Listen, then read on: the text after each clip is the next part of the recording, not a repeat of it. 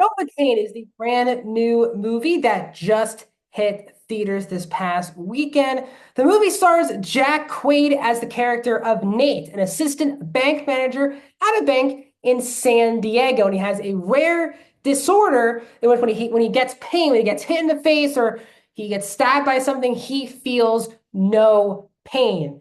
And before this big event happens, in the movie, which sets up a whole goose chase, he meets a girl named Sherry, who also works at the bank, played by Amber Midthunder, and it's his first kind of real crush, someone who he actually likes. But after the day after, they finally hang out together at Nate's place. There is a shooting at the bank, and Sherry is taken as hostage by the lead character by Simon, played by Ray Nicholson. Also in the movie is Roscoe, played by Jacob Batalon, who's Nate's online friend who tries to help things out. Two cops are also following around the trails. That's Betty Gabriel as Mincy and Matt Ross as Coltrane, as Nate is on looking to find the girl of his dreams, Sherry. The film is an hour and 50 minutes and is rated R. Welcome back, everyone, to a brand new review here on Max Talks Movies. My name is Max Dinnenberg. We're talking Novocaine, so if you're new to the channel, please hit that subscribe button and ring that bell for notifications. I do movie and TV show reviews, out-of-theater reactions, movie franchise rankings, box office breakdown shows. If you like any one of those things, this is the channel for you. Subscribe, ring the bell, comment down below.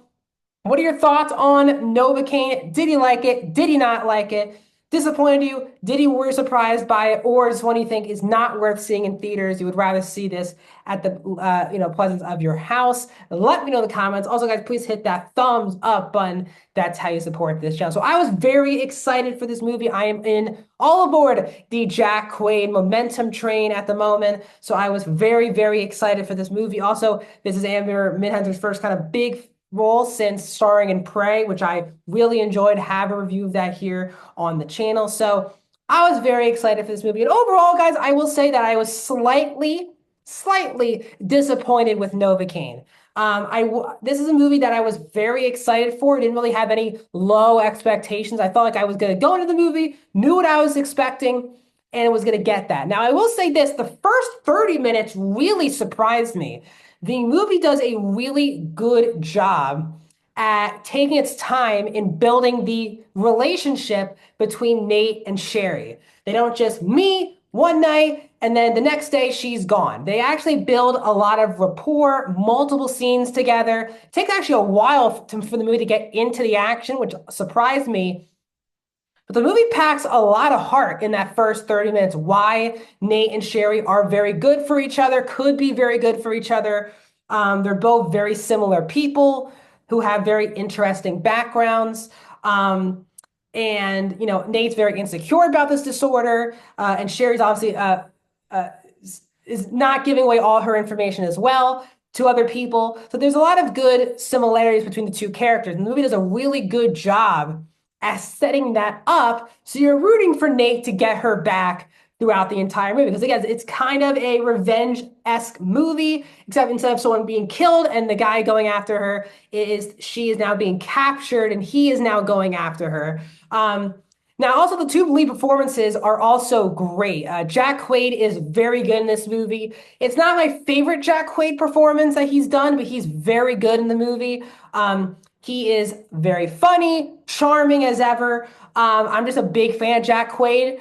I would love to see him keep starring in movies like these. He's also very believable in the action scenes. So he's very strong. The movie does feel like a leading man to me, at least on screen, not business-wise, but at least on screen, he feels like a leading man for years to come in Hollywood. And Amber Midthunder, who I loved in Prey, really shocked she hasn't had that big role really since that film a couple years ago. She's also really good in this movie. Like, I really appreciated her performance. She is someone who I feel like is like one or two roles away from really making a major splash in Hollywood.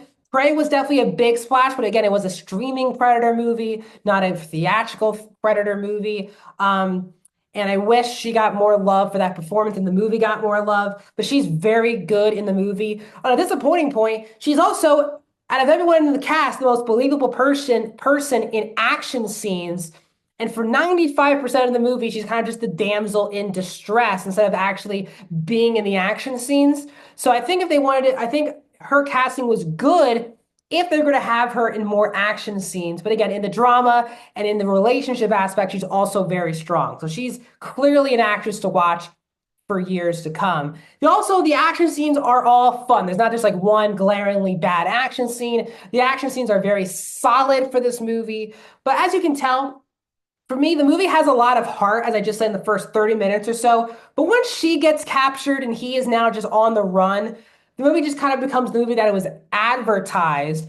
But actually, it becomes a bad thing because they set up so much heart into the relationship, and then they're not on screen really for the rest of the movie.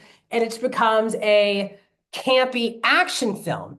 And I think I'm all cool with it being a campy action film. I had a good time watching the movie.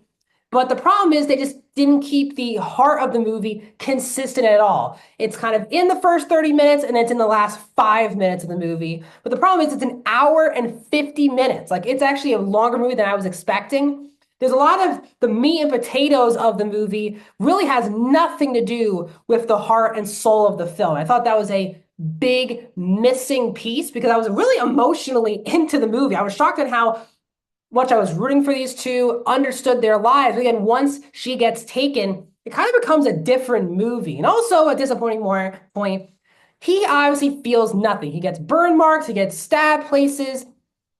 I think the movie could have even been more violent. And I don't know if people, maybe that turns people off on movies like these. For me, you marketed yourself as this. So for me, I don't think they delivered as much as I was thought they could. It could have been a really violent movie. And I thought they kind of pulled their punches in some areas, including like a lot of like gun scenes and the performances for the villains, especially, but also some of the cop performances felt very generic and at times, especially with the villain performances, really over the top. And I didn't care at all about the villains. I didn't care about all about the cops. Felt like a lot of those characters were in different movies. So for me, that part also did not work. So this is a fun time in the movie. I wanted this to kind of be like on the same levels like the Beekeeper from last year or years ago. I still enjoyed the movie. I love Jack Quaid and Amber Midthunder. Their chemistry is the reason to watch this movie. They are great together. And the movie does have more heart than I was expecting coming in. But while it over-delivered on the heart of the film, it under-delivered, I thought, on a lot of the action and especially the blood and gore that this movie could have been. And there's also just some wonky performances. So overall, I'm going to give Novocaine a 3 out of 5 stars.